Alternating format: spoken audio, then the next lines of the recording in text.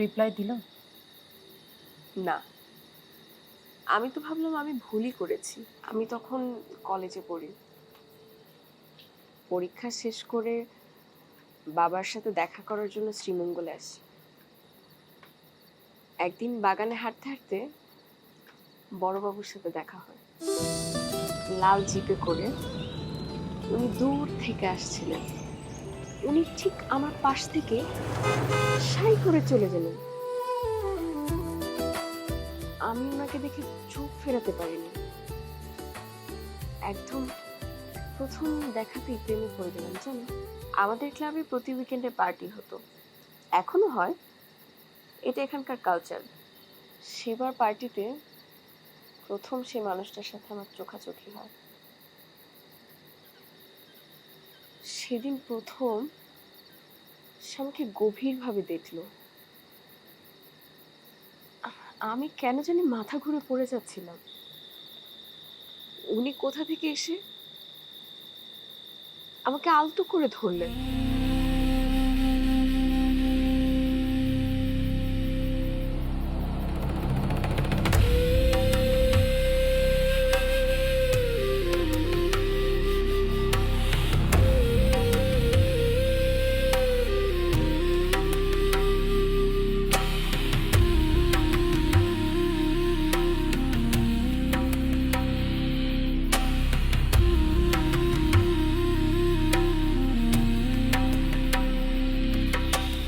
তারপর?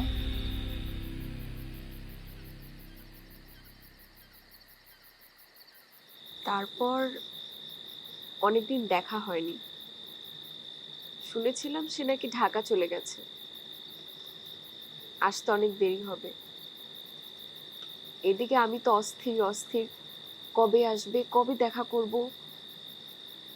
এই অস্থিরতা সামলাতে না পেরে আমি একদিন গভীর রাতে ওকে একটা এসএমএস করে বসি।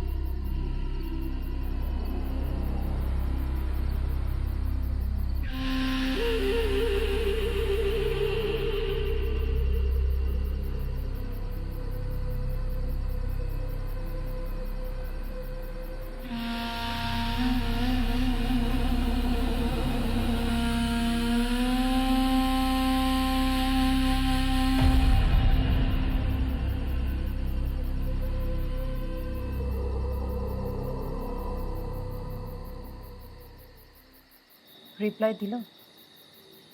না, আমি তো ভাবলাম আমি ভুলই করেছি।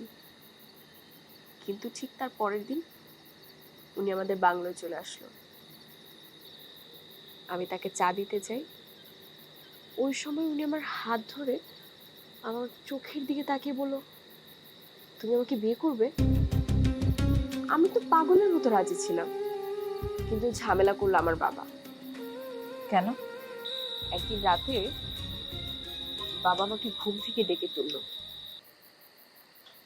দেখো মা, তোমার মা আজ বেঁচে নেই। তিনি যদি বেঁচে থাকতেন তাহলে আজকে আমাকে এই অবস্থাটা দেখতে হতো না। তুমি ছোট মানুষ,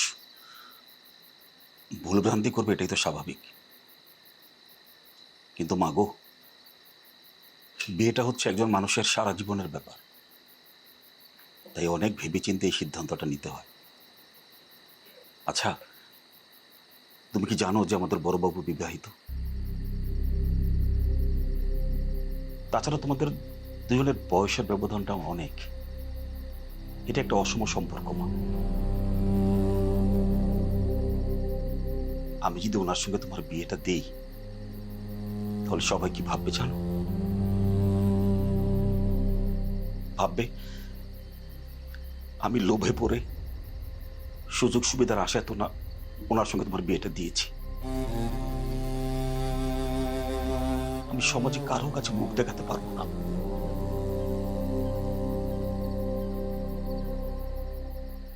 আর তুমি যদি বিয়েটা না করো, আমরা এখান থেকে চলে যাব, তাতেও আমার কোনো অসুবিধা নেই। এখন ভয় না পেয়ে তুমি একটু চিন্তা ভাবনা করে বলো যে তুমি এই বিয়েটা করতে চাও কিনা।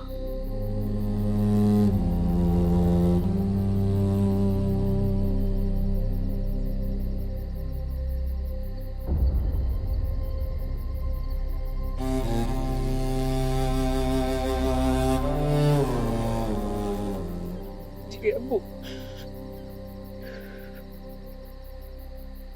আমি ওনাকে বিয়ে করতে চাই।